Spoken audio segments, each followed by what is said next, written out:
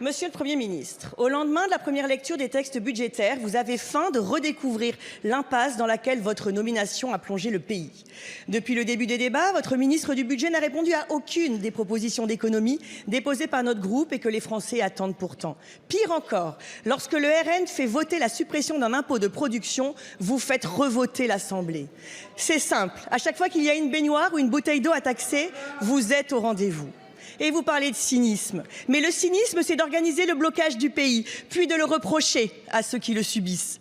Le cynisme, c'est d'invoquer le gaullisme, tout en refusant le retour aux urnes lorsqu'aucune légitimité n'émane du Parlement, de l'élection et du peuple. Le cynisme, monsieur le Premier ministre, c'est de créer une coalition de LR à LFI avec pour seul objectif d'empêcher Jordan Bardella d'arriver à Matignon.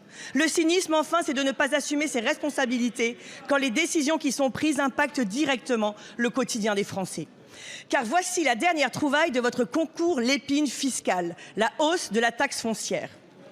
Non content de racketter les travailleurs, les chômeurs et les malades, la chasse aux propriétaires est ouverte et 7,4 millions de personnes sont dans le viseur.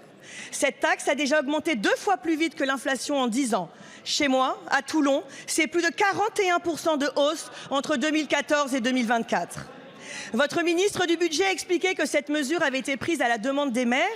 Le président de l'AMF, M. Lisnard, nie toute responsabilité.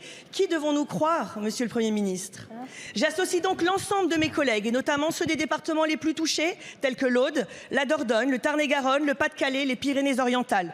Nous vous demandons solennellement, Monsieur le Premier ministre, d'annuler cette hausse inacceptable pour ces milliers de propriétaires et pour les locataires qui en sentiront mécaniquement les effets sur leur loyer. Je vous remercie. Merci beaucoup, Madame la députée.